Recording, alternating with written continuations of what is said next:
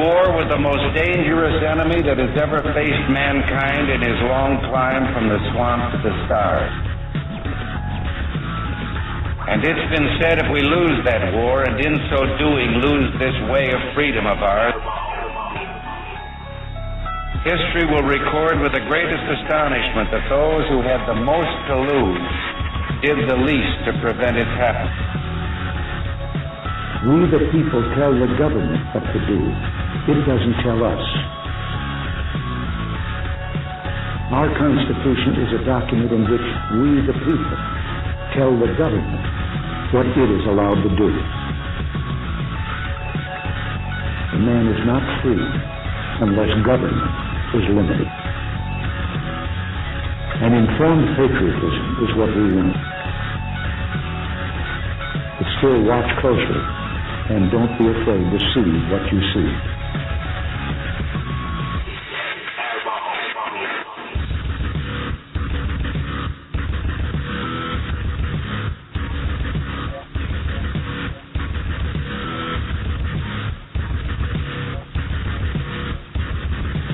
The very word secrecy is repugnant in a free and open society.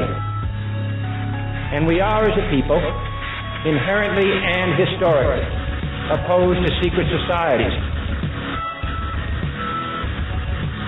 Even today, there is little value in ensuring the survival of our nation if our traditions do not survive with it.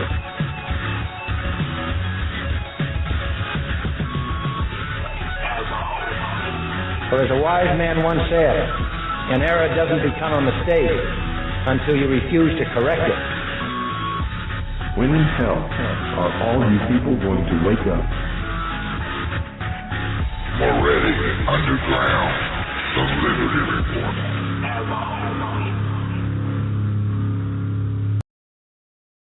Well, hello, America. Welcome to the Monday, February 23rd, 2015 edition of Moretti Underground, the Liberty Report, the best news show on the web. I'm broadcasting live from actually my home today, not usually. Usually we're at the studios of PRN, which is the exclusive home of the Watchmen of America. But today I'm traveling. I'm up in D.C., so I wanted to make sure that we did the show anyhow. So it might get a little noisy around here in the background. But like I said, I'm at home, but I'm at my son's house, so the 6 kids there. Anyhow, I'm Joanne Moretti. And my great co-host, Scott Ferrarello, is here with me, too, and we're happy you tuned in. Thank you so much. Today, we have a big show. We have Carol Ray coming on with us. Also, we have the chat rooms open, both at PRN and right here at Blog Talk Radio. So I wanted to make sure that everybody knew we had the chats open. Lynn is usually here. She may or may not come in. She wasn't feeling too well, but feel free to chat with each other. I want you to know that we have a special, very, very special crew with us. Lynn, AstroTurf, and Famous Anna, and they put all the links into the chat room for us, and they, do that as a courtesy. Let me tell you, they're the greatest researchers in the world, so please say hi to everybody. And as I mentioned, we have Carol Ray with us as well. She is our financial correspondent, and I got to tell you, the woman knows her stuff, so she'll be here later on in the show, but we want to get a few things done first. But before we even begin, I have to tell you our disclaimer notice. And that's just to let everybody know that anything that's said here on this show is solely my responsibility and not that of our wonderful sponsors, the Watchmen of America program or PRN Radio Network. So, our disclaimer goes like this. The comments made by hosts and or guest hosts or phone callers of the PRN Radio Network do not necessarily reflect the viewpoints, ideology, beliefs, or anything else, as a matter of fact, of members of the Watchmen of America program or the Patriot Resistance website, either in past, present, or even future broadcasts. All right, now that we have that out of the way, let me get Scott up here and give him an nice introduction, and then we'll get going with the show. Hello, Scott. Hey, Joanne. How you doing? Hey, how are you? I'm a big discombobulation of disorganized today, but we're going to do the show. We're going to have a good show, too. Like I said, Carol Ray's here. But I want to thank you for being host tonight. And me calling in as co-host, it feels funny. I can't see the chat rooms. Like I said, I don't have the bandwidth. I'm on an old laptop, so hopefully you guys will bear with us. But there's a lot of news that's been going on since I've been running around the countryside. You know, things, I don't know, we got this Giuliani thing going on. You know, that started with Obama giving away the battle plan.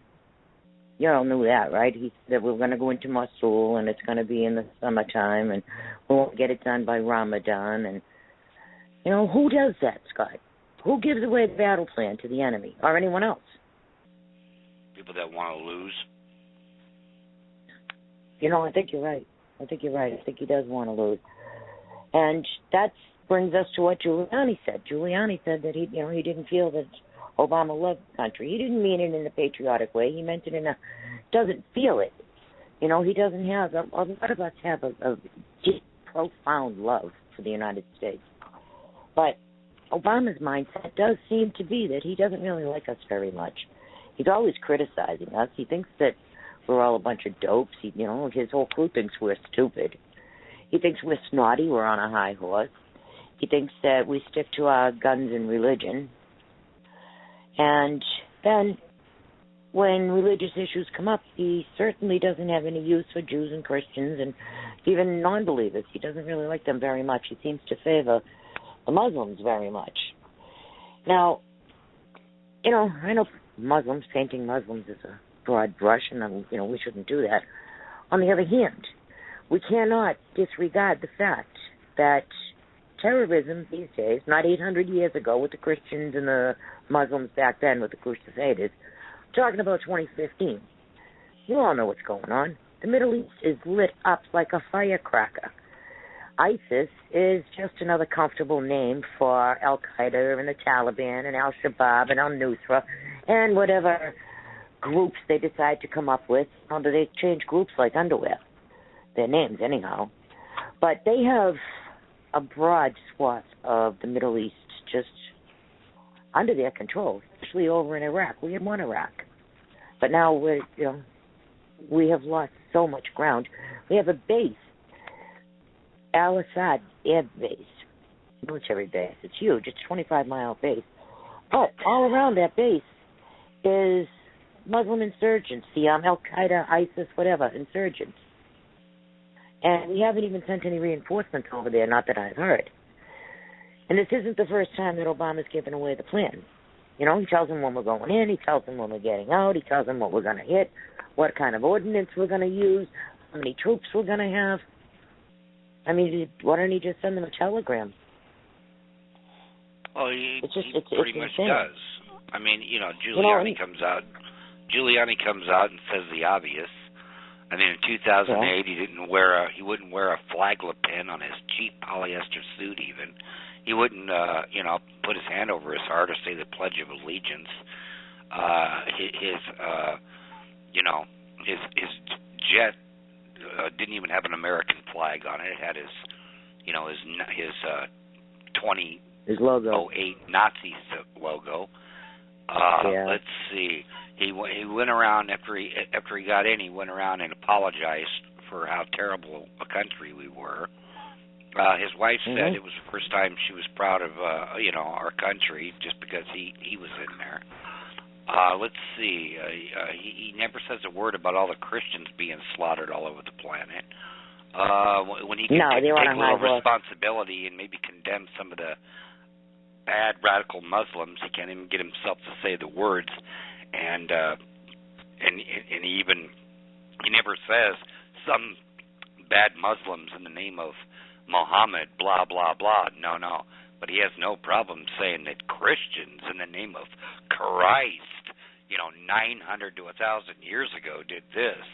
I mean, what would ever give Giuliani the impression that he doesn't love this country? I mean, if anybody's been awake for the last 6 years, it's just stating the obvious. It's like saying, hey, did you know the sky was blue? Absolutely. But it was refreshing, actually, to hear it said in layman's terms, not the political correct, fluffy speech that people use nowadays. That doesn't mean anything different. It's just fluffier way of putting it together. Well, you know what they're doing now, though? That's really aggravating me. Is because Giuliani said something. Now, every Republican they can get in proximity to, they ask him to, well, do you agree with Giuliani? So now that's putting Republicans on the spot, and they either have a choice now. They can either stay with Giuliani, who's a Republican, or they can validate Obama, who really doesn't like the country. But now we got say, oh, no, he loves his country. And, then you got all these people praising him like, dear leader loves the country. Okay, dear leader loves the country. No, don't do it. How about just the truth? Just right. say what you really feel. Don't worry about the 3-second soundbite. Like Scott Walker's doing. Everyone's so afraid of that 3-second soundbite. Well, I think the way Scott Walker... I think the way Scott Walker handled it was the exact way to do it. What, saying he doesn't know? Yeah. Well, how the hell do I know what's in his heart? I don't know the guy. Well, you might not know what's in his heart, but I would say, you know what? The last 6 years sure hasn't felt like it to me. No, you could go that route. Dancing around it. I mean, I want a politician to start sounding more like Colonel Ralph Peters. Yeah, or even if he said, why don't you just go on the guy's record and make the decision yourself? I want to talk about my record. I want to talk about what I'm going to do. All right? Obama's going to be gone in 2 years. You got a problem with him, take it up with him. And if Giuliani's got a problem, or you got a problem with Giuliani, maybe you should look him up. In the meantime, I didn't say any of it. I'm on a different path here, folks. So, sorry I can't help you, but I really can't help you. It doesn't look good for Walker to duck every question that's thrown at him either. They asked him about it. How do you feel about evolution? I mean, if he thought it was a dumb question, he should say, you know what, that's a stupid question, and just move on. But, he avoids it, and it just makes him look bad. I mean, I don't know. I mean, we all know. It would be nice to confront it, but the guy, look at how rabid these people are. Well, do you believe what Giuliani said? Yeah, I believe it. And when Giuliani came back out and Megyn Kelly said to him, would you like to take that back? He said, no, actually, I'd like to repeat it. He's the only one with any chutzpah. He said, no, I want to repeat it. And I meant it. Say what you mean what you say. That's not a bad plan. I think it was weak. Now, when he come out and said the guy was raised by communists, okay. Hooray. Yeah. Now you're getting somewhere, okay? Yeah. Now you got something I can hang my hat on. That's the guy. Yeah, and then he named who those communists were. Yeah, I mean, hey, you know what? If you got the truth on your side, you can say anything. Right. Because, you can prove it all day long that what you said was the truth. So, just say what you feel. Don't say what you think what people want to hear. All right? Right. People want the truth. Yeah, well, then you're being disingenuous, too. Tough. Even when it's tough to swallow, people would rather have the tough truth than a nice-tasting lie. You're right. Get enough liars. I agree with there, okay? We need some truth tellers now. Some non-politically correct, in-your-face truth tellers. And like Scott said, the truth isn't always pretty. But also, even if only one person is speaking the truth, it's still the truth. I'm just upset about this. That now every Republican has to validate Obama. That's one reason why I like Cruz. He says what he feels. Cruz says what he feels. And he doesn't care about the soundbite. I mean, you know what? These liberals and these rhinos like the Bush family, they're going to crucify these Tea Party candidates anyway. You might as well, make a big splash about it. Yep. I mean, they're making a big deal about Scott Walker's, non-college degree. Well, Sheila Jackson Lee's got a degree from Yale, and she thought Neil Armstrong was the first man that landed on Mars. So I know, yeah, and she's got a degree from where, Yale? Yeah. Yeah.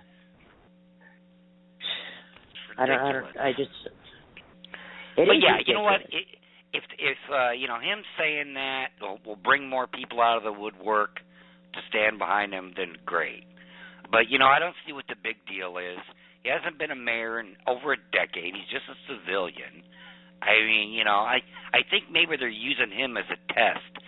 Put him out there, see what kind of flack he gets for, speaking a little smidgen of truth there, and see what kind of blowback he gets, and then, the heavy hitters can come out later. But, you know what, I wouldn't care what I said. As long as I'm saying the truth as far as I know it to be, and there is so many sound bites that any conservative pack could put together. You could run those 24 hours a day of every anti-American, unpatriotic thing he has said and done in the last 6 years. You'd never run out of material. That's true. And Giuliani's smart too. If he's drawing fire, then he's doing it right. But I mean, the liberals they're exploding over this. So what? If it doesn't matter to them, why are they so upset? And now everybody's got to, oh, yes, master. No, Obama loves the country. We're sorry. No, we're not. Nothing to be sorry about. Giuliani said it. He meant it. I happen to agree with the guy. And I'm not sorry, and I'm not validating Obama. I wrote Obama as a plant. I know who brought him up. I know who bankrolled him. I know who he's beholden to. The same with Hillary, and so does everybody else. Anybody who ever even bothered to look up Obama knows that Giuliani is telling the truth. And for everybody to pretend to be so aghast by it, come on, that's just as phony. It used to be, you walk like a duck and you talk like a duck. You're probably a duck. But no, the Democrats, they want you to prove you're a duck, I mean, it's just, it's a double standard. It's we can say whatever we want about you people, but you can't say nothing about us. Right. I mean, he did the same thing to George Bush, who I wasn't a fan of, but he was doing the same, George Bush is unpatriotic because he's running the debt, through the ceiling. He's unpatriotic because he's making end runs around Congress and, and bypassing the Constitution. I mean, gee, and his deficit spending. Right. $4 trillion. Obama's almost up at 9. Yeah. Yeah, by Obama's own standards, he's George Bush on steroids. On steroids is right. You're right. On steroids, because he's coming up on $9 trillion. But you know what? I'd be getting off the Obama thing anyway. I mean, as far as I know, he's not running for a third term in 2016. That's right. I'd start painting a pantsuit on him and just saying this is going to be his third term if you put Hillary in there. Yes.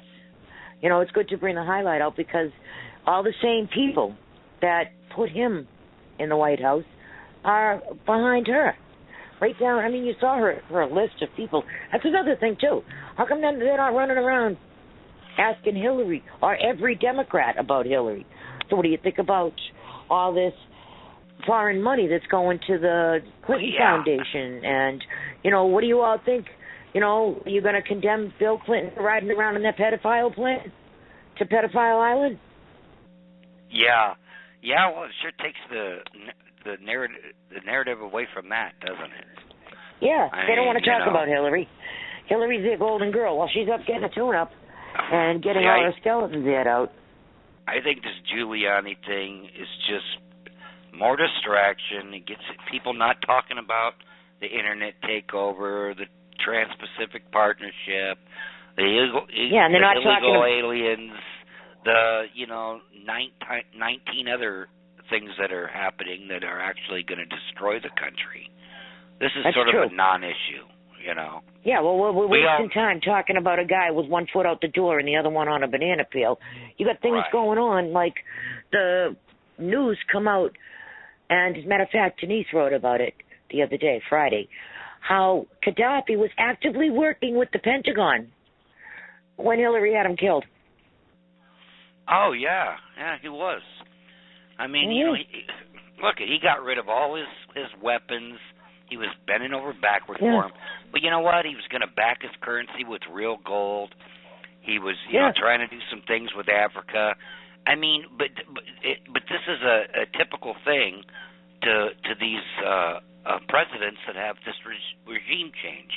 They throw out one dictator and they put in somebody 5 times worse. You know, Right. It happened with Jimmy Carter in Iran with the Shah and the mullahs. That started the ball rolling. And It's just gotten worse ever since. Now it's going to happen to Assad pretty soon. Oh, absolutely. The same pattern, the same players, the same top tier. I mean, nothing has changed. They didn't even change the wording in the playbook. Nothing. They did it with the Ukraine, and now that's fallen apart. They did it with Libya, and we know that fell apart. Not only did they do it with Libya, but the whole Gaddafi family, the sons were begging people, making tapes, talking to Congressman and Kucinich. He's on the tapes. And they're saying, man, what's going on? We gave you everything. We told you. Just give us a few bucks and we're out of here. Leave Libya solid, and we're gone. There's no need to come in here like that. But it wasn't good enough. And then we find out that Gaddafi himself was working with the Pentagon. It wasn't even... What is this? This is how you treat people that are working with you? Friends like that, who needs enemies, right? That's why we don't have any allies. Then they lied to the UN. Samantha Powers, Cass Sunstein's wife, by the way, her and Susan Rice, the liar about Benghazi, and it all started here. That whole Libya thing started here. And, they're up in front of the UN saying, oh, yeah, there's imminent proof that they're going to be committing genocide. And meanwhile, Gaddafi's on the other phone saying, what are you talking about? We're not going to commit any genocide. We even apologized for the plane going down. We didn't hijack, actually. We just gave them safe haven, and we paid off the victims because of it. Even that cost us money. And you still want to drop bombs on our heads? They do this with What's going on? You killed his sons. You kill him. When they're no longer useful, it's like the mob. It's worse than the mob. They put in Noriega way back when he was no longer useful. They got rid of him. Saddam Hussein, same thing. I mean, they built him just to, take on Iran. Mm-hmm. And they gave him all those WMDs. I mean, come on. And then when he was no longer, it's time for him to go. Yeah, he was being a good boy. He gave up all his nukes and stuff, like you said. He was trying to work with us, and that got him killed. But then they left Libya a crap hole because he wanted his Muslim brother friends in there that couldn't run the place anyhow. And all those people that they said was a civil war, it wasn't a civil war. Those were transnational fighters that they had taken out of Iraq and Kuwait and Bahrain, and they dropped them all in Libya to do this. And then when they were done in Libya, he scooped them all up and dropped them in Syria, the same guys. Yeah. Transnational fighters. And scooped up all the weapons, the old stuff, the Kalashnikovs and things like that Libya had, and funneled those off to the rebels. And now they're doing the same thing in Syria. We just watched the same thing go down in the Ukraine, and they screwed it all up. They got rid of a democratically elected president, Tomashenko, up there, and put in the Soros puppets from his last Orange Revolution that failed. It's the same players. So now he's successful, but he can't hold on to it. He can't hold on to the Ukraine any more than he could hold on to Iraq or to Libya or Egypt even. Put his Muslim Brotherhood friends in there. Same players, same playbook, all the Acons, the Wade Rathkes, the Tides, the Soros, all of it into Egypt and did the same thing. And then the Egyptian people, they were like, oh, yeah, cool, we're going to get rid of Mubarak. But then they put this Muslim Brotherhood in there. They raced the elections. And the Muslim Brotherhood were the most organized because they were planned to be there anyhow. They've been organizing for years right in the United States.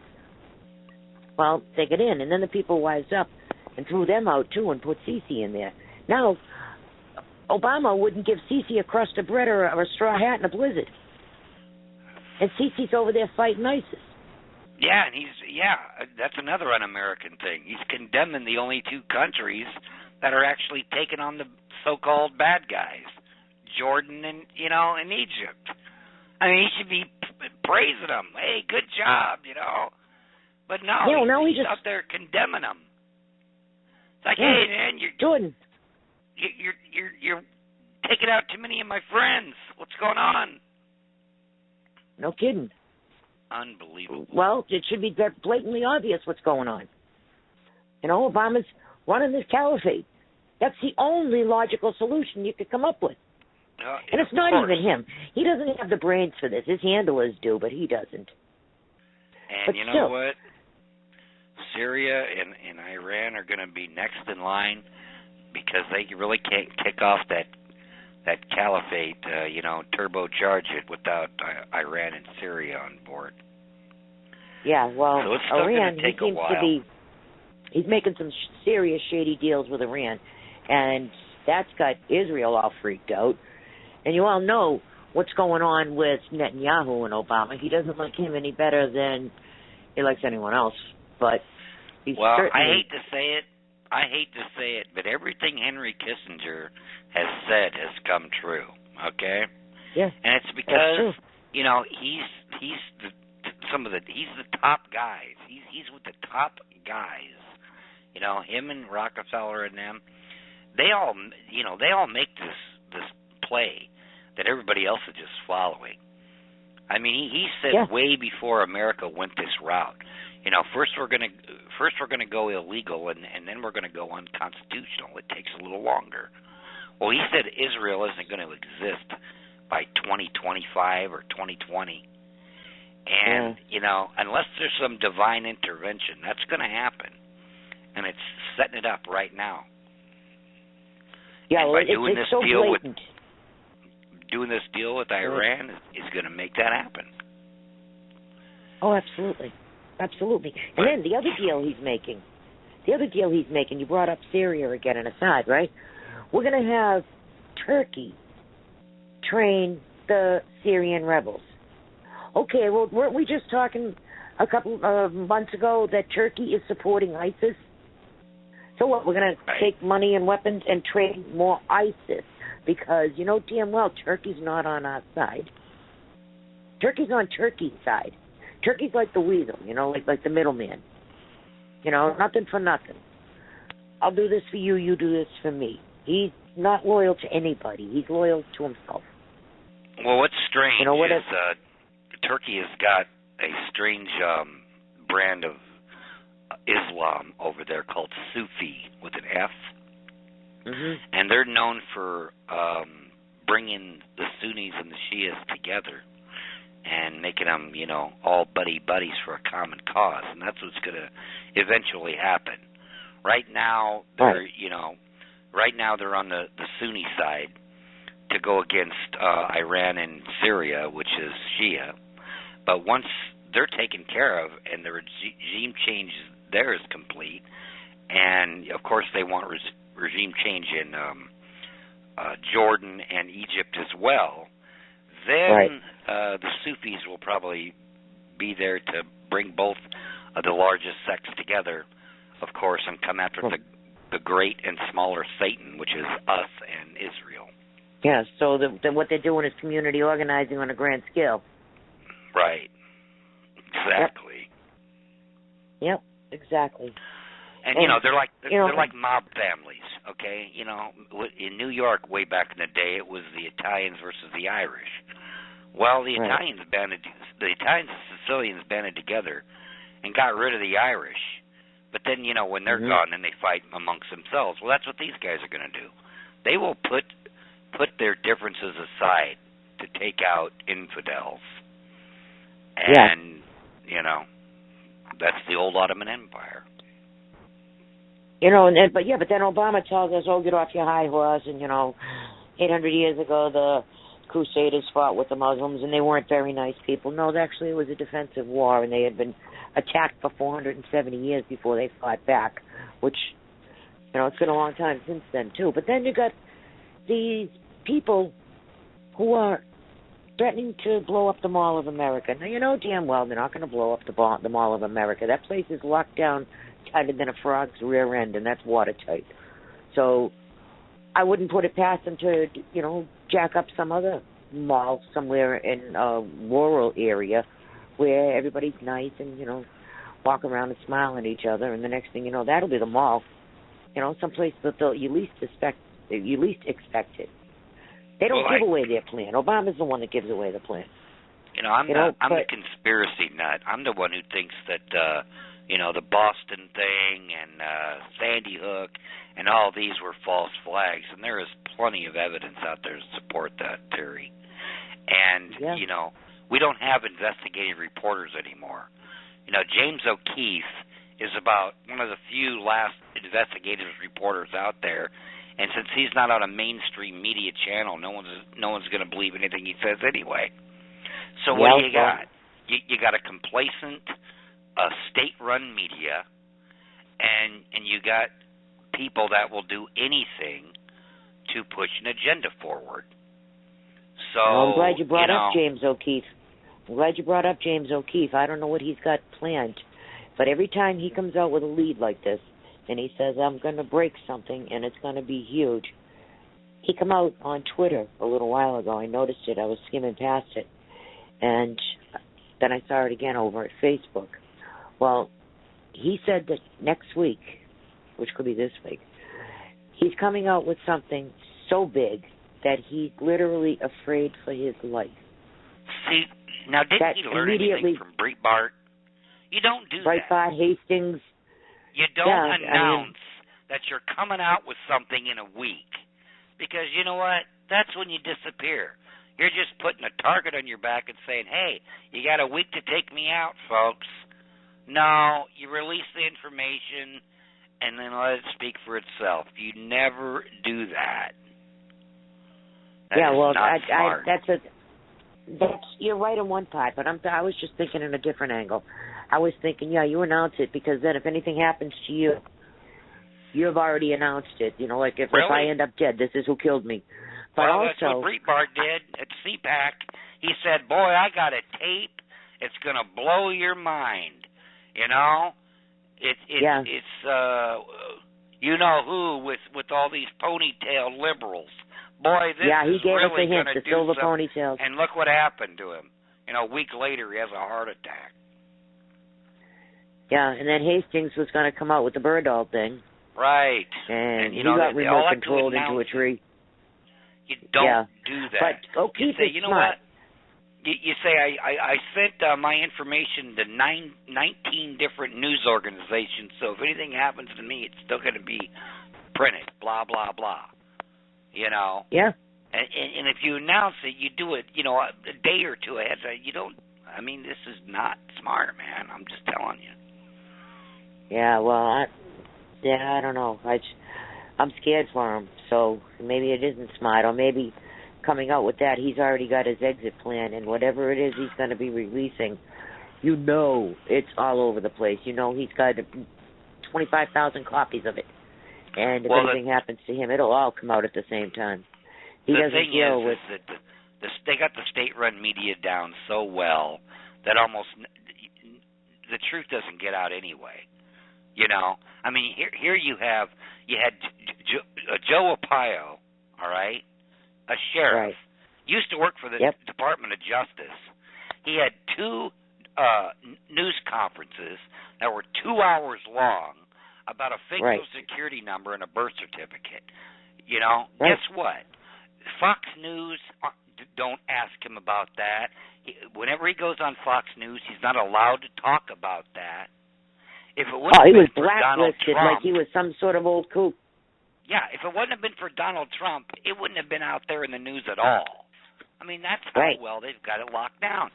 And after the FCC comes out and turns our internet into a North Korean, slow as molasses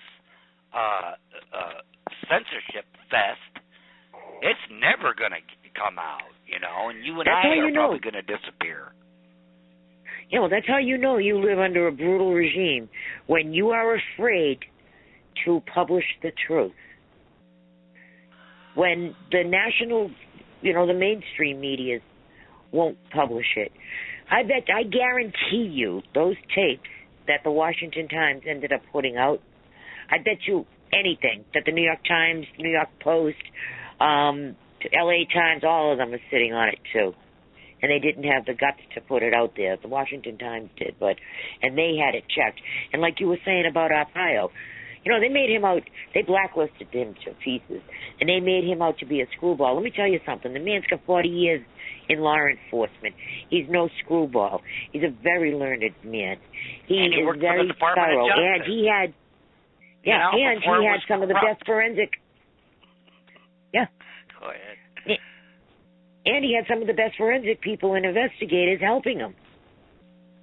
So they're all crazy. They're all willing to put their entire life's career on the line to try to get that news out, and then they just blow it off.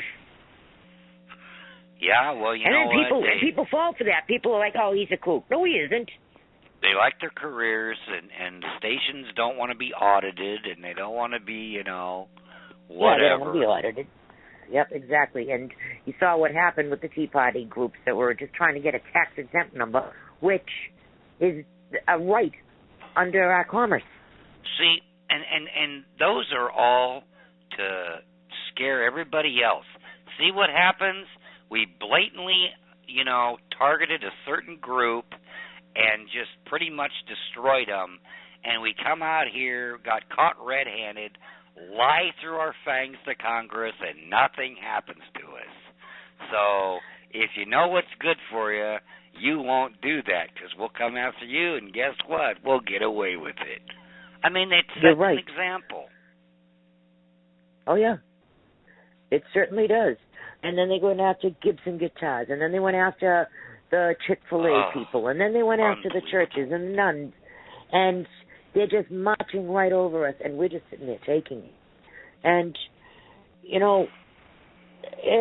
it's really bad when you got people who are willing to tell the truth getting killed right in front of you, big splashes. And even when he's lying, and they know he's lying, the news will come out and say, well, no. And then when they lost Lerner's emails, oh, well, they lost it, get over it, move on, it's not a big deal. And then the emails turn up. Oh, it's not a big deal. Yeah, it is a big deal.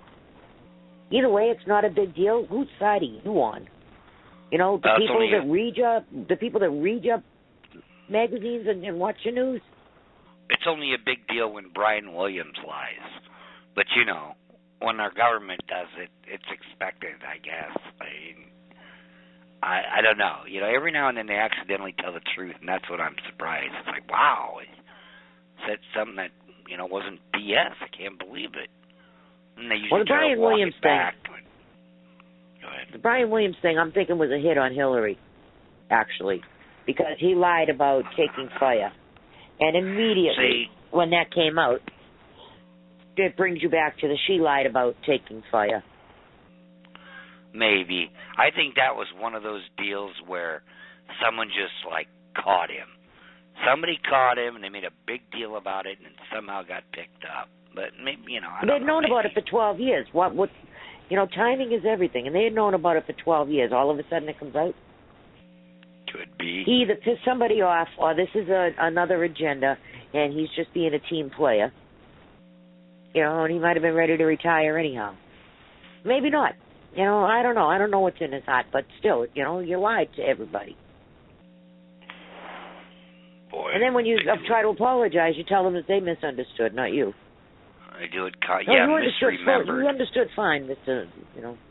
Smarty Pants. I misremembered. Try that line when you're in front of a judge sometime. Oh, I'm sorry. I misremembered.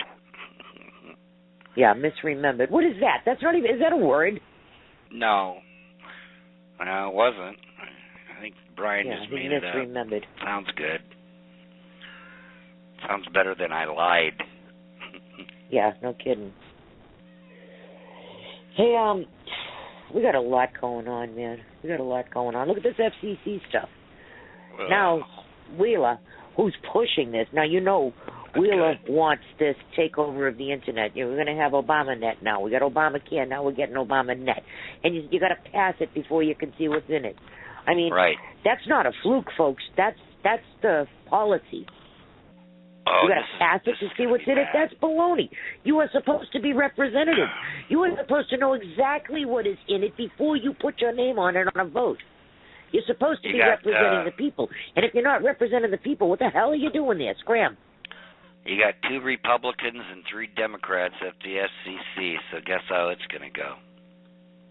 Yeah, well, now they got this guy Wheeler. He wants it really bad. Even Anjay Pay and this other guy, Michael O'Reilly, they come out and said, this is really bad. We can't tell you what's in it because we're under a gag order. But you really don't want this. And then when you got a guy like Alan Grayson, and that guy's a maniac. And he's coming out against it. And he's a George Soros maniac, so I'm really surprised. Yeah. But yeah, this basically, it's going to make the internet, 10 times slower because everything is going to go through another server. It's all going to be dissected before it comes out to us. Yeah, well, all right? internet that we have right now. Free speech big time. Yeah. Yeah, I know. Definitely, it's shutting down free speech. They've had one, 10,000 times faster for themselves, but still, what we're used to is going to be fast compared to what it's going to. And in the meantime, the government has an internet system that is so far advanced. The one we're using right now is a dinosaur, and that's what they're doing all this data collection for, is because they're moving it over. Many years ago, we did a report about this company that a friend of mine had said that, look, I worked at this company and it went out of business, but it really didn't. It changed hands.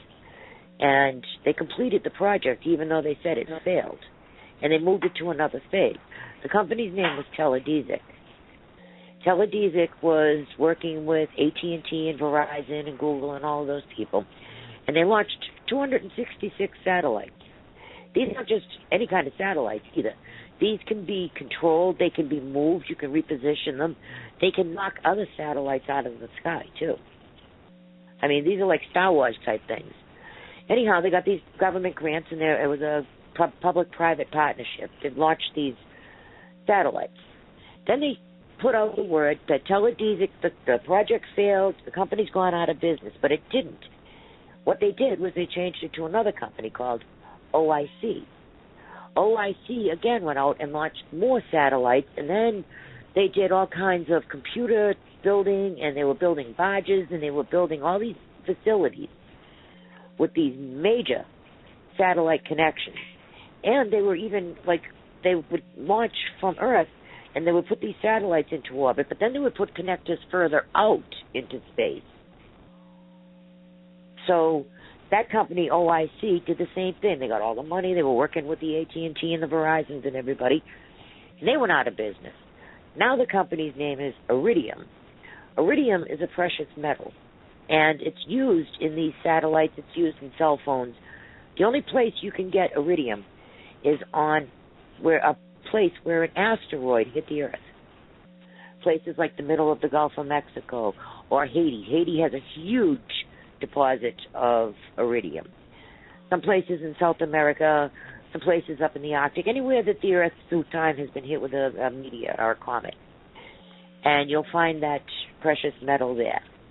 So now what they've been doing over these past years is they have built the most enormous internet system. So they don't care if they take this over. This is like taking over a website for them. Yeah, and it's just to get rid of everything that isn't state-run approved. Right. They don't. The new one they even named Drudge Report. Drudge Report isn't even a website. It's just a place with links for you to go and find stories that isn't state-run propaganda. And boy, they're going to target that one right away. What else it's doing is all those companies I told you about, AT&T and Verizon and the cable companies and stuff that were all in on it and put money in on it. If they rename the internet as a public utility and they nationalize it, that cuts those companies out. And now it's a solely owned subsidiary of the government. Well, they can say we're going to give it to whatever company that's going to follow our rules. It's going to be like bottlenecking the gun industry. Well, you know what? If you want a tax break, and if you want to handle the internet, you won't have people like that Drudge Report on your server. Mm-hmm. I mean, this is just so blatant. Yeah, and if you look, it's not the first time the government's cut out somebody that was working with them. Look what they did with Gaddafi. All right? And, once the government's in control, and they'll let you play on this dinosaur until you find a way to hook into their new system. I don't know. All I know is, whenever they can't pass something in Congress, they find another way to do it. I mean, they run this CISPA, internet security bill through twice, and it failed.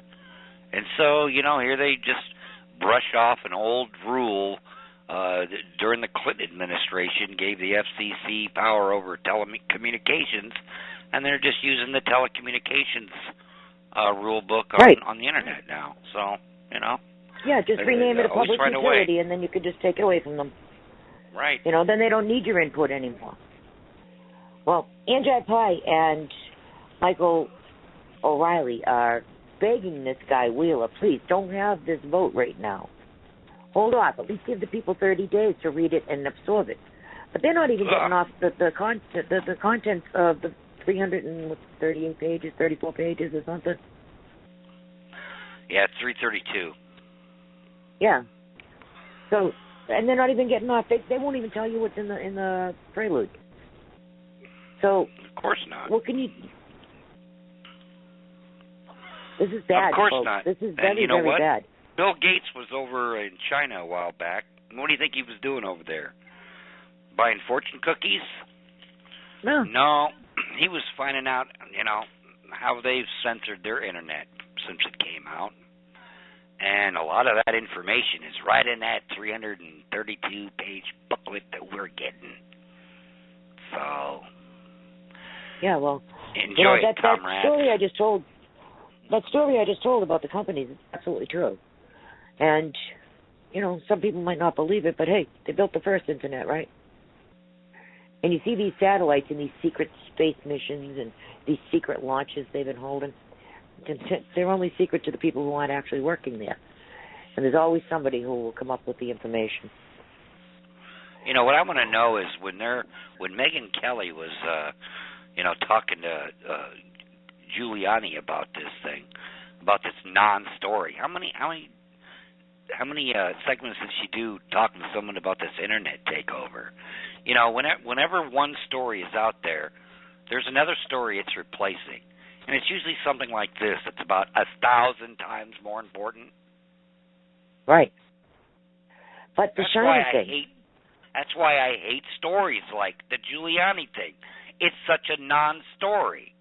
I could see if it was telling us some new information, but this isn't nothing we haven't known for at least 6 years, and before that even. It's more gossip than anything else. It's gossip. An ex-mayor saying it, so it makes a bigger. No, you know what? You've got admirals and generals that are calling this guy more names than I can say on this show. I mean, you got ex-colonels, you got ex-everything, saying telling truth like this. Why is this such a big deal? Well, you know what? This month is a big one. This month, he's doing the internet thing. This TPP's coming up. I mean, all this is going on.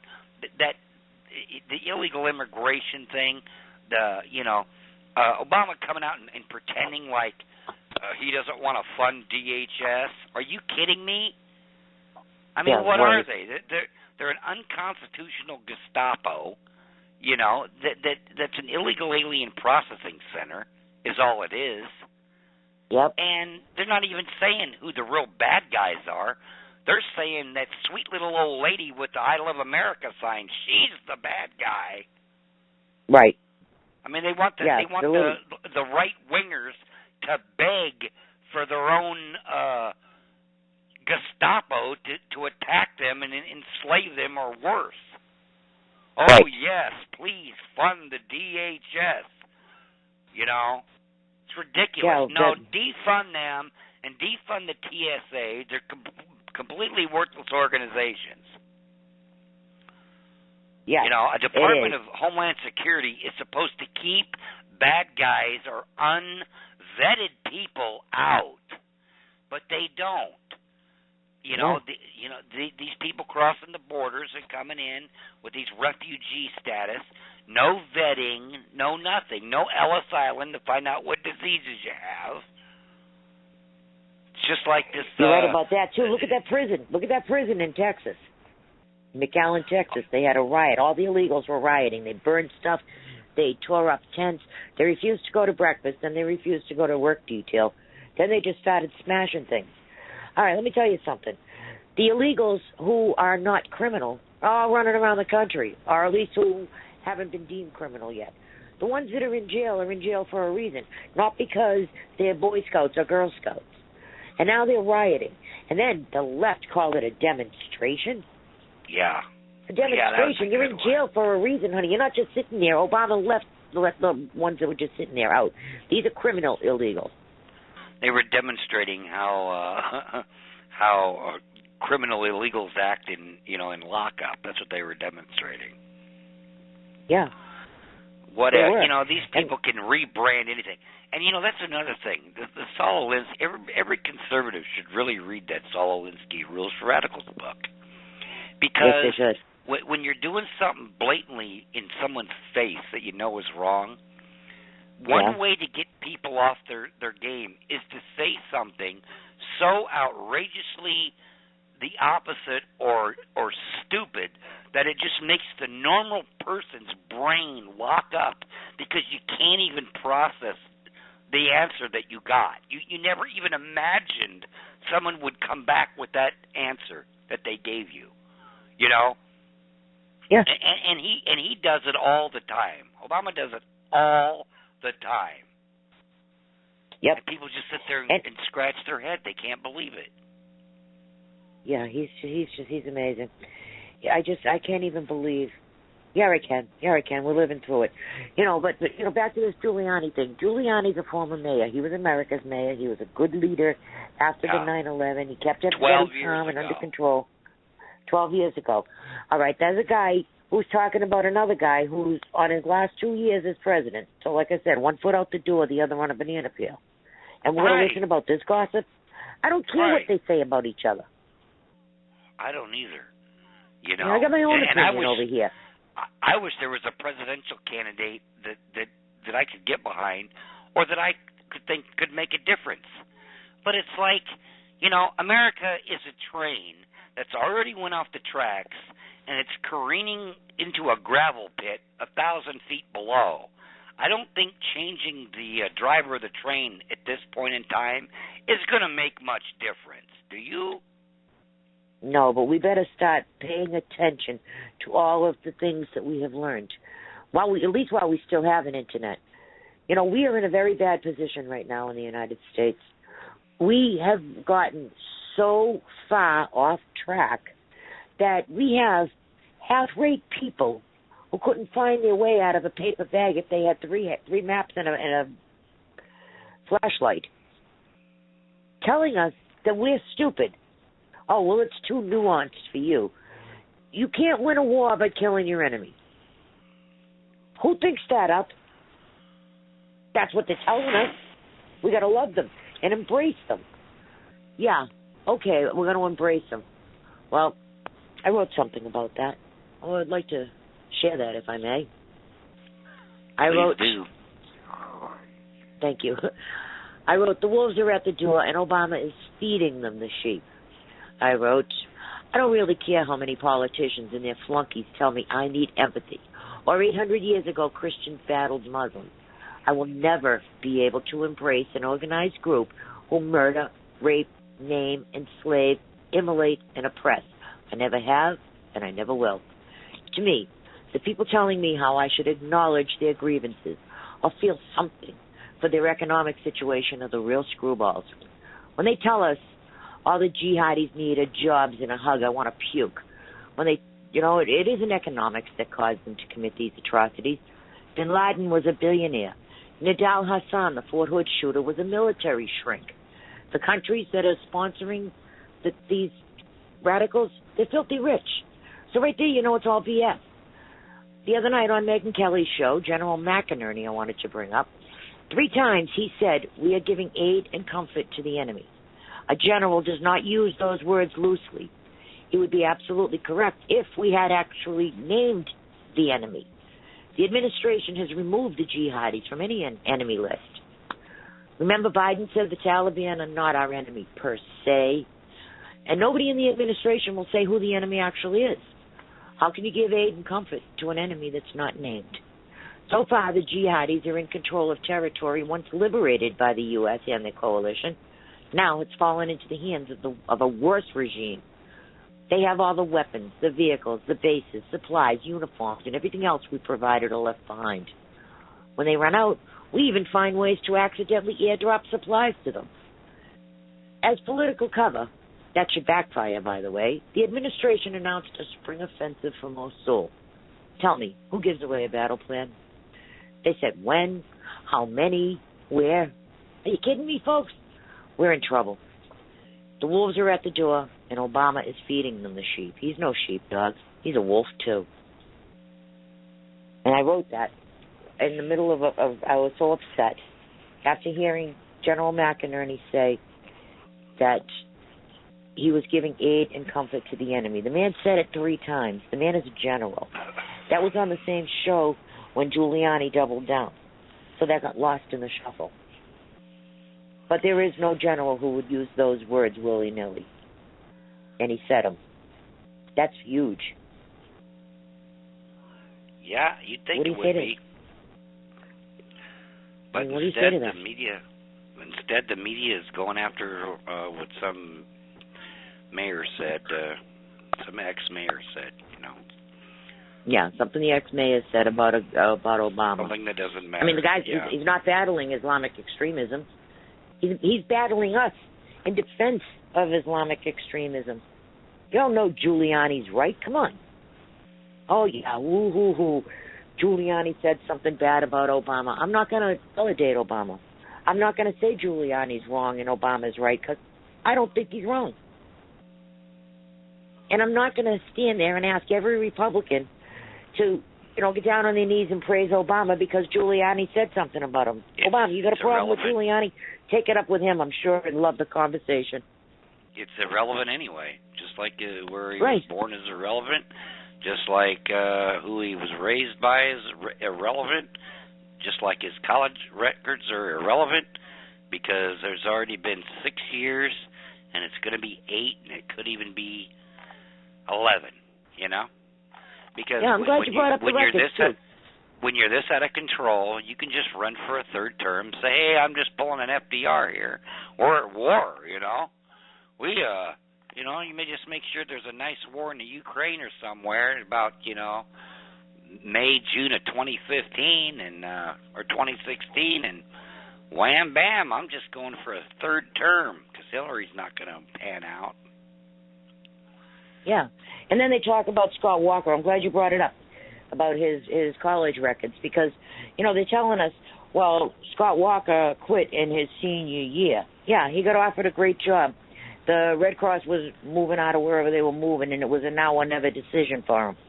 He had a family. So he decided, okay, well, you go to college to get a good job, right? Well, his good job came to him a couple of months before college ended, so he took it. Okay, show me Obama's thesis. Show me one of his grades. Show me something that he actually attended a college. All right? And no one wants to talk about that. They want to talk about Scott Walker quitting school. I want to find out what Obama did in school. The man's already the president. They've been shoving it down our throat for so long, and nobody has the decency to ask these questions. Did he even write a thesis? Did he have someone else write his thesis? If they didn't publish it, did he plagiarize it? What's going on? It's all smoke and mirrors. Right. Yeah, I think we got. Who knows if he ever went to college? I think we got a break coming up here pretty soon, just to let you know. Yeah, we do. Tell you what, let's do the break. It's it. You can see it, right, Scott? Yeah. Okay. All right, ladies and gentlemen, we'll be back as soon as the break is over. And don't forget, we have Carol Ray coming up, and she's got a whole bunch of stuff that we have to talk about as far as economics and things like that. We're in a world of hurt, ladies and gentlemen. But we'll be right back. We'll have a cigarette, get yourself something to drink.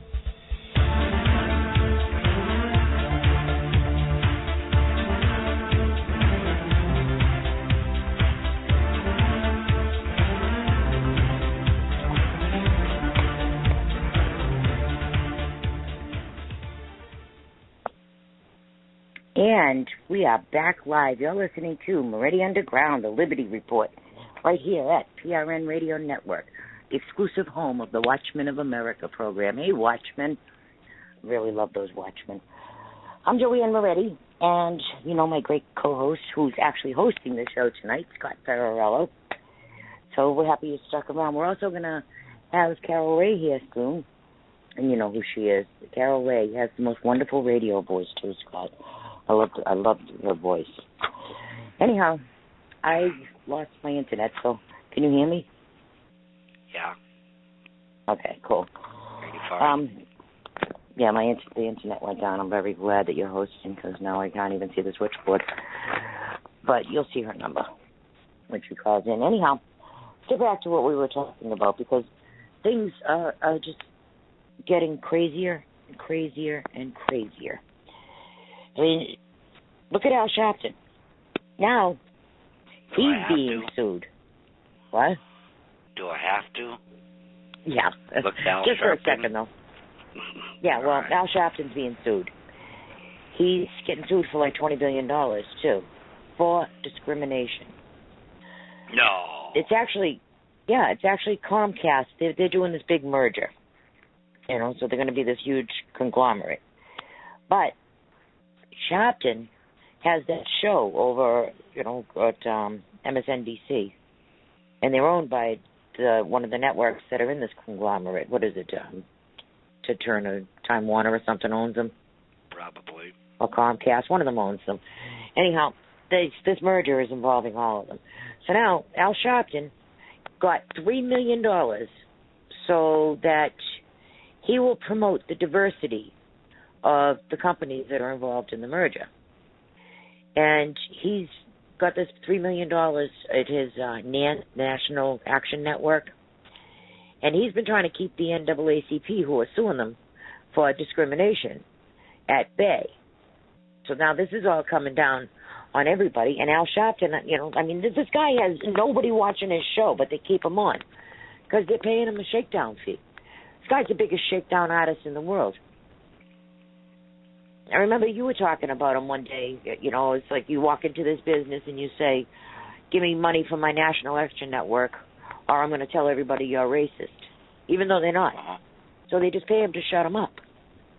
Well, now, being on board with all of this and being a part of it, he's also named in the lawsuit. So this is all coming back to him. Plus he owes, I don't know, it's like $500,000 just to the state of New York, too. It's like $580,000 he owes them. And taxes that he hasn't paid there. That's not just his IRS taxes. What he owes the IRS, that's on top of what he owes the IRS. I think he's got bigger problems. I mean, ever notice he looks like a Tyrannosaurus Rex with AIDS? Yeah, he's lost so much weight that his head's too big for his body now. Does he stand up? He is standing up. I figure, I know, how does he stay standing up, though, you know? I figured he'd be top-heavy. Just fall over in the snow and get back up. Hey, which area code is Carol? The one with the 3 in it. Okay. All right, go. Keep talking a little bit here, and let me make sure that... yeah, I wanted to talk about that Trans-Pacific Partnership anyhow. There's actually 2 that they're working on. Now, Even the Republicans are saying that they want to do this thing called fast tracking. The Trans-Pacific Partnership is really, really bad. You think NAFTA was bad? You haven't seen anything until you've seen this Trans-Pacific Partnership. And you know that Leo Gerard and all this union stuff with the dock workers, this is all part of it. Now, they want us to put this on the fast track. Even Republicans want to give this much authority to Obama to just do all the negotiating with this, and when he's done, he just signs it, and they're going to just fast track approve it. And it's only going to be the senators on the Ways and Means Committee, not a full Senate ratification. This is a treaty, ladies and gentlemen. And what this treaty does is it cedes our sovereignty. If a company that is from a foreign country decides that our laws over here in the United States are somehow harming his business or her business, what they're going to do is this panel of foreigners will have the ability and the legal authority to override our laws. I don't think that our representatives have the authority to cede sovereignty of the United States. No foreign government, no foreign treaty, nothing should supersede our Constitution. It's illegal to sign a treaty or ratify a treaty that violates our Constitution. But they find ways around it. You know what they do. And it's all happening in secret. Congress isn't even allowed to see it. It's ridiculous. But, since we're talking about the TPP, let's bring Carol on board. Carol, are you there? Yes. Hey, Scott. Hey, Joanne. Hey, Carol. It's great to hear from you again. How are you, honey? It's nice to hear from y'all, too. This TTP, let's put it to the point to where it will be an international court that will handle a lawsuit. If this corporation wins the lawsuit, then the country that they are suing will have to wind up paying back money. All right, if this country does not have the money to pay whatever the international court says is owed, then they will have the ability to take assets. Oh, my God. Like a port here, a building here, anything to accumulate what they are owed. And, as you said, it's more loss of our sovereignty. We're losing our sovereignty every day, people. Repo heaven. That's exactly what it is. It'll be repo. Right, it'll be repo heaven. Exactly. And that's just exactly what it is. It will be an international court that will handle this. And they will make the decision, not Americans. If we're sued as a country, and we will not have any authority whatsoever over that lawsuit. Wow. Just think about the opportunity for corruption in this. I mean, if they don't like your business or you didn't give enough money to the right, organizations that they want, well, they just found something wrong with your company. You didn't cross a T or dot an I. And all of a sudden, the UN owns your company that you spent your whole lifetime to build. Right. Exactly. Yeah, and you think, so many of that our thing that they did to... Right. Our Republicans say this is going to give job opportunities. No, it's not. I'm predicting for the first time, after that is signed, 25,000 Americans will lose their jobs because everything is shifting to the Asian Pacific market. And that's where it is all going. Yeah. Obama told us that, too. They were just forget about the Middle East. He's all done with that. He wants to switch to the South Pacific, Southeast Asia. And you're absolutely right. I'm just, I'm thinking about this, what you guys were saying about the repo. Remember what they did to Gibbs and Guitar? That is nothing. That's just, that would be child's play. It's going to be far worse. I have never seen anything like this in my whole life. I keep thinking, why are we living in this nightmare? It's just unreal, the things that, that you can find in the documents and things that they're planning and organizing. Just let me go back. Y'all remember when it came out about the ghost cities in China? Yes. You know, all those cities that were being built, but nobody was living there. China has plans to transport 100 million rural Chinese to those ghost cities. They are building a middle class, and it's going to be on our backs. And the Chinese yen is going to appreciate. I can guarantee you, it will appreciate. It's going to make this country look like shambles.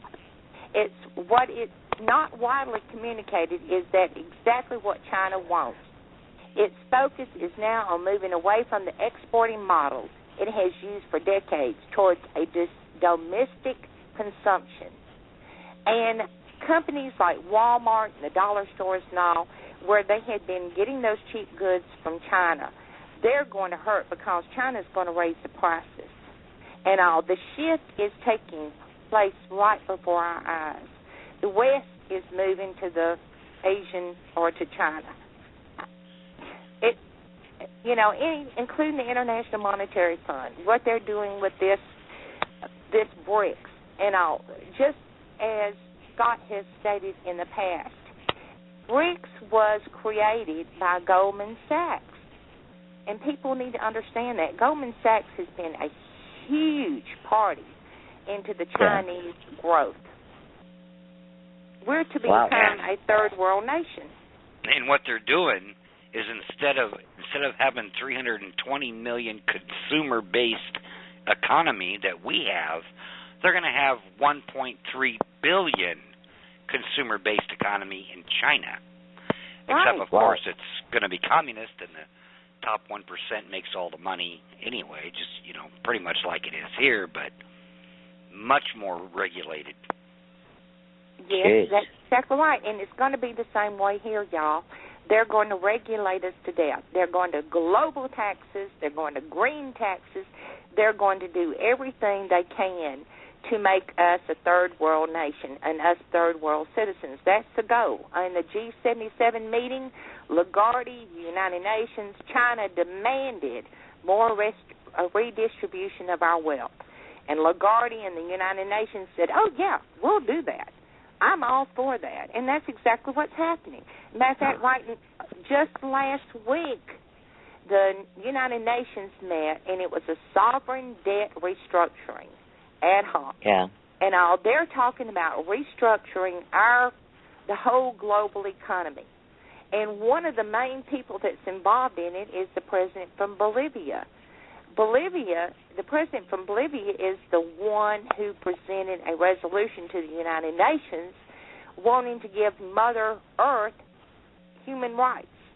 In other words, if we cut down a bush or we saw down a tree, she would have the right to sue us.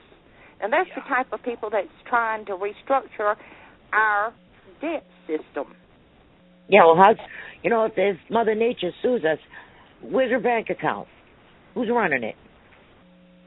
Right, Bain Capital, because it was, wasn't it Romney's idea to make corporations with people's rights? I mean, that's basically what it is, Right. It's saying an inanimate object has as much rights as a human being to sue you. Right. And they're going to meet again in April on the 28th and 30th, and then they're going to meet 3 days in June and July. And in between April and June, there's supposed to be an informal meeting of the International Monetary Fund. They are planning on taking the United States' right for veto power away and give it to China. And I truly believe it has been in the works. I believe our country has been involved in it all along from the very beginning. And the documents that I've read indicates it all over the place. That's the reason why they've never put up a fuss about the International Monetary Fund. And then, of course, the International Monetary Fund will move to China. Yep. Oh. But all this, the new global reserve currency is supposed to be in the works by January 2016. The BRICS has created their development bank. That's one step. Now Russia has worked on the SWIFT negotiations. All right, that's the second step. They're 3 months ahead So I believe it will be before January 2016 when everything will be finalized and implemented. And an international entity like the International Monetary Fund will handle our sovereignty. Yep. Just think, when you're a country like us that is this far in debt, and another foreign entity has the power to repossess all your stuff. Yeah, well, we owe a lot of debt. What are we at? 20 trillion now almost. Right. Oh, yeah. Well, if you count all the derivatives, you're looking at quadrillions. Hey, that's exactly right. And we've got to go back on that bail-in. Y'all, there was a reason for the FDIC to sign that agreement with the Bank of England. I still think that's going to come in play. I still think they're going to do a Cyprus on us. They will do a Cyprus on every nation in this world. They are money-hungry, greedy son of a gun, to be honest. Carol, please tell our listeners what a bail-in actually is. A bail-in is what happened with Cyprus. Cyprus, of course, had the debt and all. To save their banks, they took deposit money from the citizens of Cyprus. Some people even lost 80% of their retirement and of their deposits that was in the bank. The haircut where they cut your entire head off. That's exactly right. One elderly man who was 80-something years old in Cyprus lost 85% of his retirement that he had saved. It's legalized stealing of your funds right out of the bank. I think that they were laying markers when they did not convict Corzine and Jamie Dimon when they stole all the money, all the pension funds from the farmers, remember?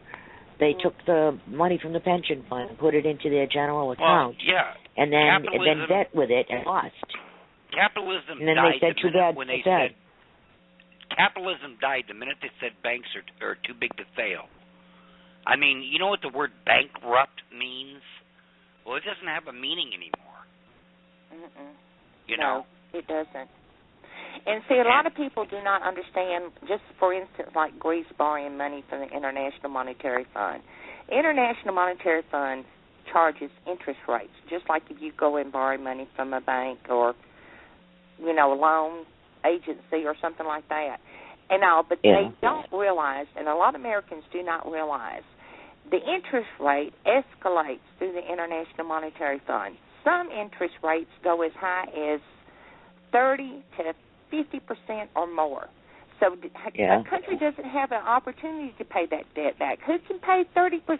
I couldn't even pay 20% interest on a debt.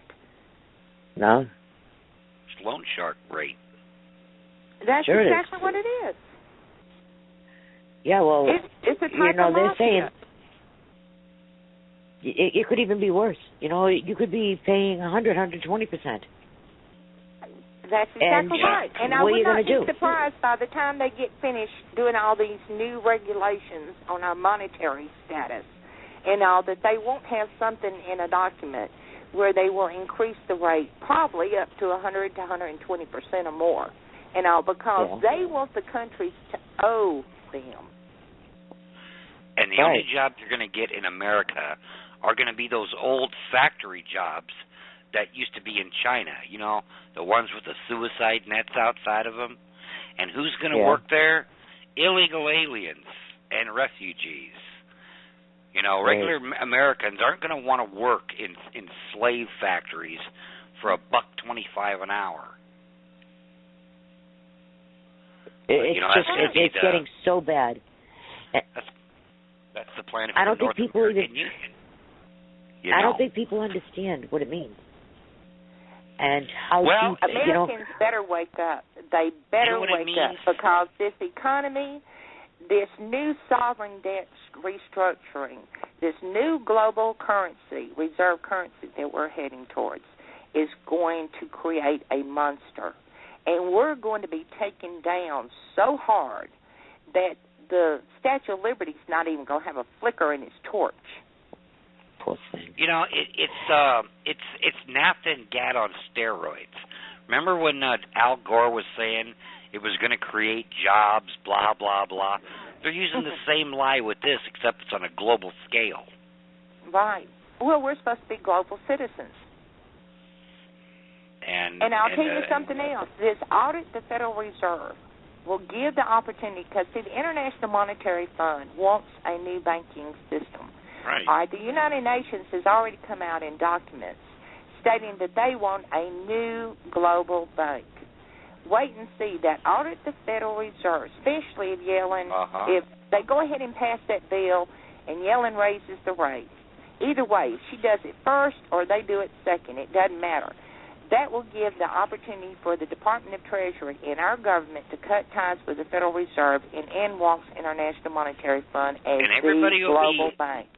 Everybody will be yahooing until they realize it's just going to be switched over to a global Federal Reserve. Right. It's going to be an international entity. That's where in the United Nations is going to have International Monetary Fund is connected to the United Nations and to the Bank for International Settlement. Bank for International Settlement is doing all the Basel I, Basel II, Basel III that has caused all this that we're happening. Matter of fact, Yellen and all central bank governors meet in Basel, Switzerland, with the Bank for International Settlement. They're the ones that are actually pulling the strings. The International Monetary Fund takes orders from them. And the United Nations, of course, is involved in this, too. You can connect the dots. It's very easy. It's a nightmare. It's going to be a nightmare. I mean, that's the reason why I have harped on this so much, for people to understand exactly what's happening. And I will tell you, go ahead. How much play is this getting in the mainstream media? Because they're too busy worrying about what a mayor said, and I mean they're not even talking about this. No, and when they did talk about it, you remember how they said the Chinese. Like the Chinese yen was going to be the global reserve currency. That's not true. It's going to be a basket of currencies. China will be added to it. The most important thing is that we're going to lose our veto rights on the International Monetary Committee. And all that is Plan B that the International Monetary Fund has been talking about all along. They will create a new type of voting. They'll reduce the current from 85% to 70%. And all these countries, like all the ones that are in BRICS, will be eventually added to that. Plus, I suspect that Germany will be added to it, and Russia. Matter of fact, if you looked at the United Nations Security Council, you will see where all the BRIC nations are being added to that. And like Sarah said, China has got to feel they own this. He came out and said it. I don't understand why people didn't understand why the light didn't blink on when he said China has got to feel that they own this new world order. He said it when he was interviewed on the Financial Times. You got to pay close attention to the words they use, too. And then if you know a little bit of history about China, and you can bring it right back to that Grameen Bank in Indonesia, the one that Obama's mother worked at and the one that Peter Geithner's father worked at. Peter Geithner himself is who wrote China's 50-year recovery plan 50 years ago. Right. And Tim, his son, good old tax cheat Tim, was the one that broke the story at the G20 in 2009, which it was never told here in the United States, and was in the Telegraph Daily, where he was saying that they will, they welcome a new global reserve currency, or they welcome a new currency. Right. I mean, nothing was said here in our country about this. You have to go overseas to read everything. Yeah. And you know what? They could have an hour-long program on Fox about it, and still 5% of people would even turn in to listen to it. Right. It's not gonna. No one is gonna wake up until they wake up. They actually wake up one day, and they have zero in their bank, and zero in their savings, and no job, and then they're gonna ask, "What happened?" They are gonna ask what happened. Right. They won't know. They're going to ask because it's going to happen. Matter of fact, Mark Carney was the president was the head of the Canadian Bank. He is the father of this bail-in agenda, okay? He was transferred or took the job as head of the Bank of England. That's when the FDIC signed the agreement while he's there. All right, now get this. Let me scroll down to where I've got some documents and all. In 2013, the G20 changed and created the Financial Stability Board. All right, now this was created by the G20. It's the task of securing the two large to fail banks from failing. And all. He is the main guy that sits on that board now. The one that was the father of the bail-ins. Yeah. And people may not understand what a bail-in is even now. When you talk about this stuff, people's eyes glaze over and they don't really grasp what it means to them personally. A bail-in is like we just discussed with Corzine, only it's bigger. If you have your money in a bank and the bank needs that money, they have every legal right to take that money because that judge said if you have your money in that bank, it becomes the bank's money. They have a contract with you, but you may have to take them to court to get your money back. And you won't get it back. The people in Cyprus tried to do the same thing, and they never got their money back. And all it's Cyprus savings confiscation model is what it is. Yeah, and they always do it on a small scale like that to see what the reaction is going to be in the blowback. Right. I truly believe Cyprus was the test tube baby, just to see how the reaction. Now, I was sitting there reading all the articles and looking at all the pictures. I saw Cyprus citizens roll up in bulldozers in front of the banks, and I was hoping that they'd crash those doors down and, get their money back and all, but they stopped. I mean, it's just like they were trained seals not to do anything. But they were the test tube to see how humans would react to this.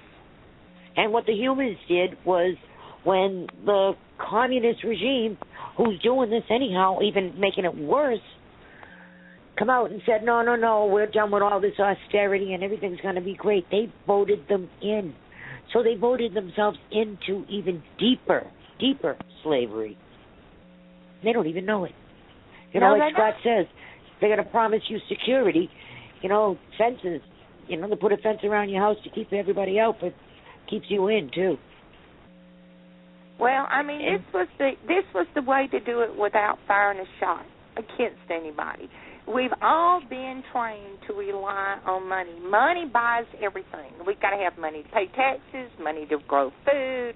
We've got to have, all the essentials in life comes from money. That's how they got us. They knew the Achilles heel was money, and that's how they've got us. Yeah.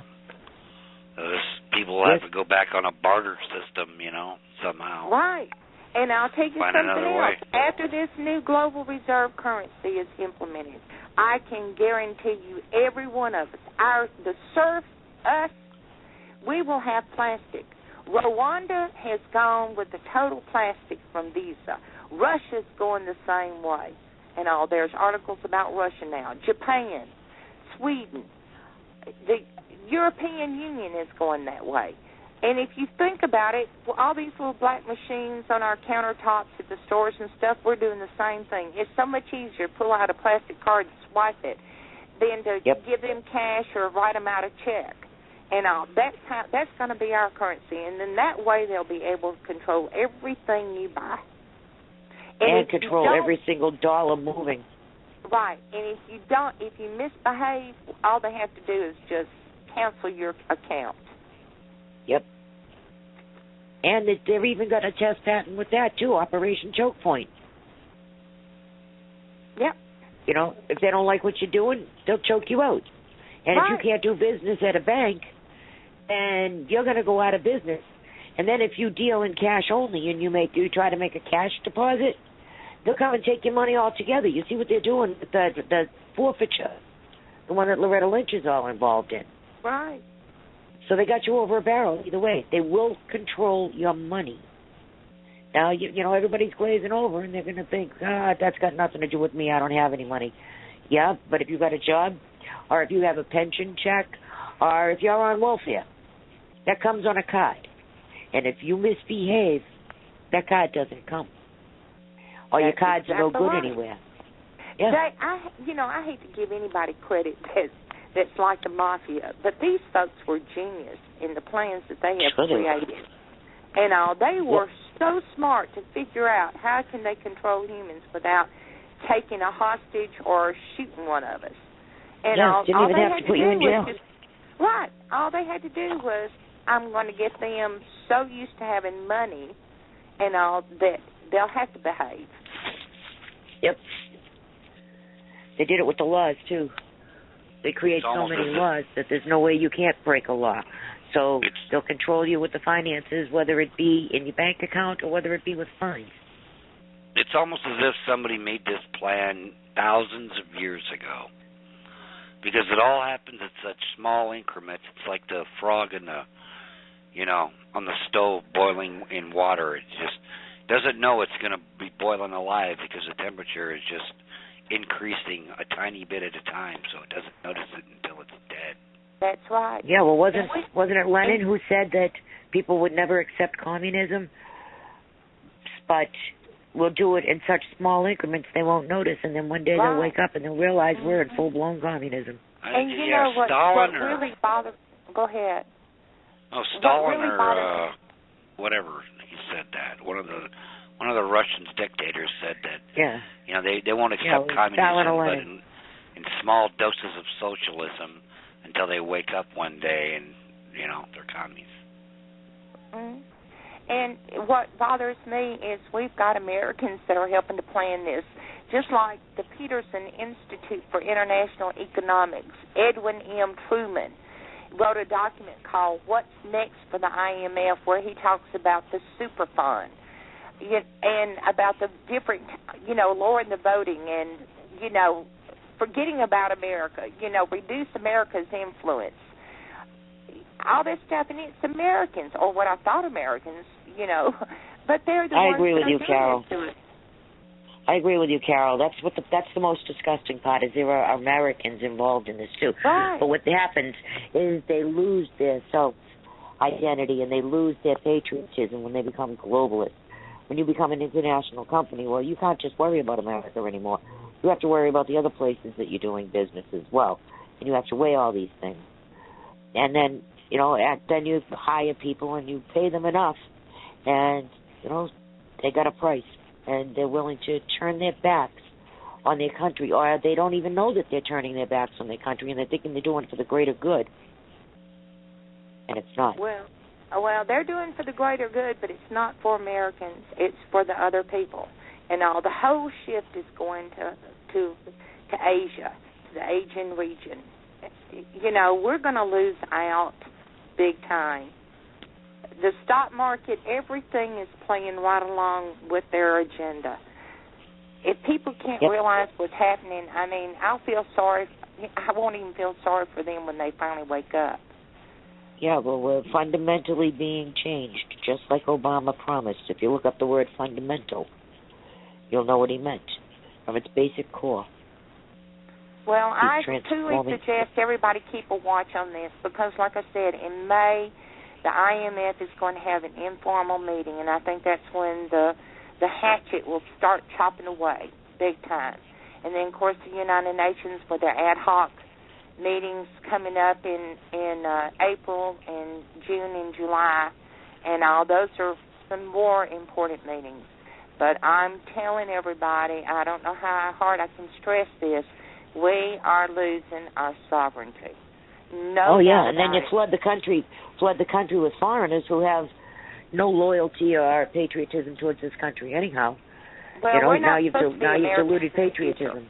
Right. We're not supposed to be a citizen of a country. We're supposed to be, quote, global citizens, world citizens. Yep. Kerry said he was. He told everybody to the Harvard Crimson in the 70s, I'm an internationalist. Well, first off, Obama said he was a global citizen. What can the average person do anyway to stop something like this? Because, it's one thing to know about it, but what are you going to do? Yeah, well, you look know? at the Clinton Global Initiative. Right. One thing is to keep yourselves out of debt. The more you go into debt with them, the more you're feeding the beast. Now, that's my thought.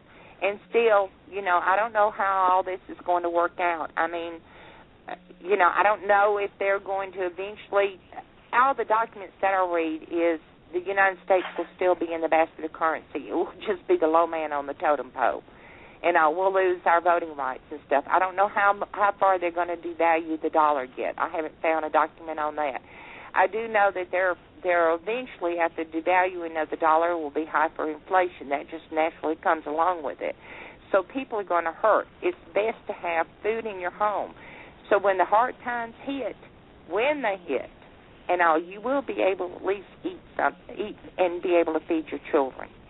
Yeah, for how long? Well, preppers, though, you know, preppers are on the right-wing extremist list now, you know. Well, hey. And, you know, what gets me is these people that have sold us out for decades, the Clintons, the Bushes, etc., what makes them think that once this happens and China's in charge, that they're going to be around to enjoy all the spoils? I mean, do they really trust, you know, a bunch of communists? I mean, you know, when you're no longer useful, what do they do with useful idiots? What they do is that's when the donations stop. Right. Just like when, you know, that poor young student in Tiananmen Square, what did the tank do? Ran over him. I mean, you know, that's what I cannot, I mean, it just flabbergasts me that our country has so been or is so corrupt and involved in all this. And people, I'm telling you, the United States is no saints. We have been blinded to a lot of things that's been going on behind our backs. Yep. Yeah, and like I was just saying about that Clinton Global Initiative, it's right there in their name. Now, he was president, so they got all these mad donations from everywhere. Obama, they knew he was going to win, so he got all these foreign donations. Hillary's already racking up the foreign donations again. What if she doesn't make it to president? Then the donations stop, and she will be eliminated. And the Clinton Global Initiative won't have all these global donors anymore. They won't need her. They're done with her. But her and her husband have been key players in this. They know every one of these players. Very well. They've been key players in it. Matter of fact, right now, Hillary is rubbing elbows with Christina Lagarde. She's meeting up with her and having little chummy meetings with women, you know, concerning women's rights, you know, things that, you know, women want to understand. And, well, Christine Lagarde and her are doing their little job of propaganda. That's right. And it provides good cover, too. Doesn't it? It provides really good cover. You know, if you got a women's initiative, then of course Lagarde and Hillary would be there. They're having meetings that have nothing to do with women, but it provides good cover when they say, "Oh yeah, it's for the women." Don't forget, George H.W. kicked off this New World Order thing, speeches and whatnot in the 80s, and don't put it past him wanting his son to be the one to put the capper on that pyramid. Right, exactly. And that's who I think he's going to win easily.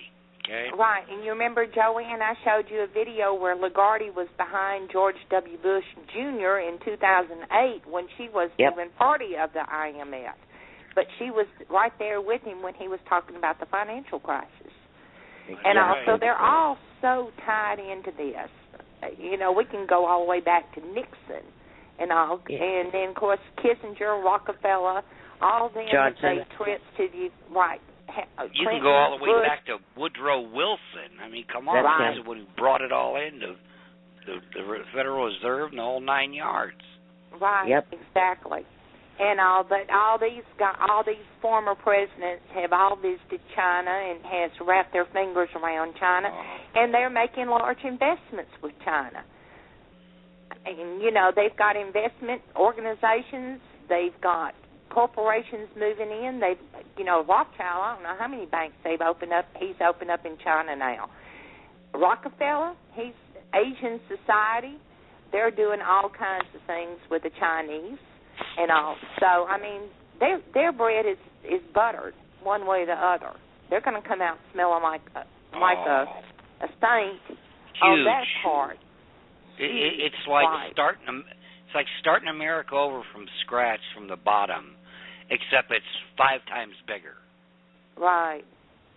There won't be a starting over for America. This is it, y'all. I mean, I am not kidding. Once the TTP is finally signed, sealed, and delivered, and then the TTIP signed, sealed, and delivered, and then this new global reserve currency and everything else that's happening in this country, plus us sinking in debt every day.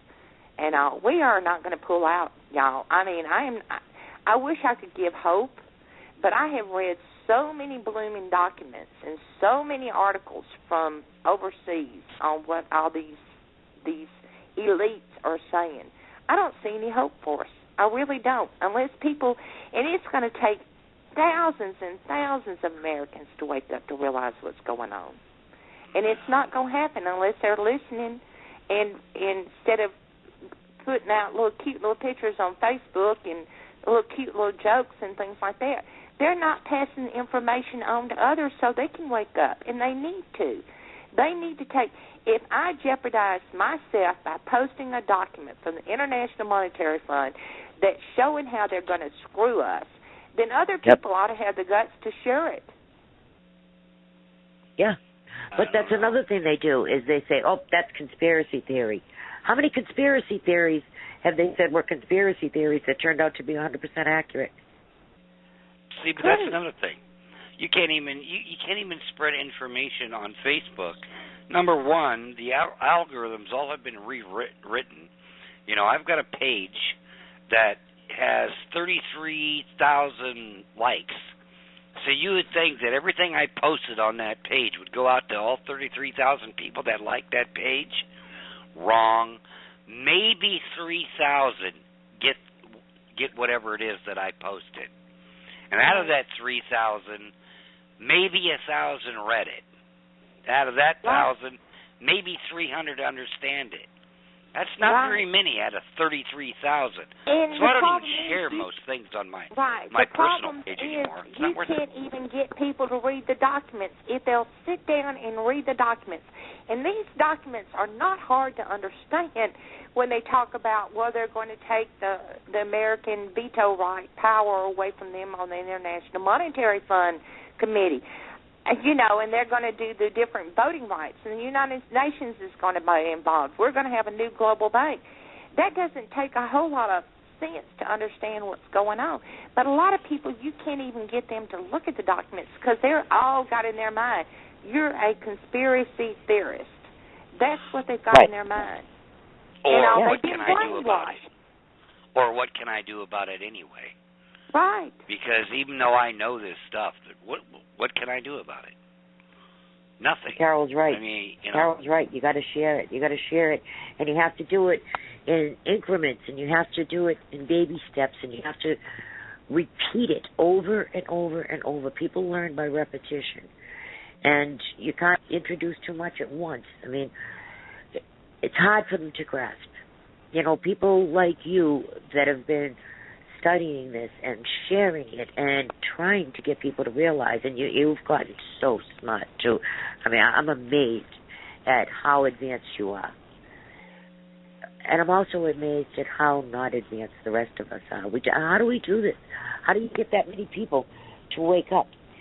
You know, I think at a point it's going to be, you're going to need recruiters like community organizers. They all don't have to know what's going on. They just have to know that they're on board with you and trust you that you know what's going on. You know, it comes down to the leaders now. You can't step over them because you're going to need them. And they're not going to understand what it is that you're trying to say. So I think maybe we should switch tactics and say, okay, these people know what's going on, and I think you should, whatever they need you to do, just do it.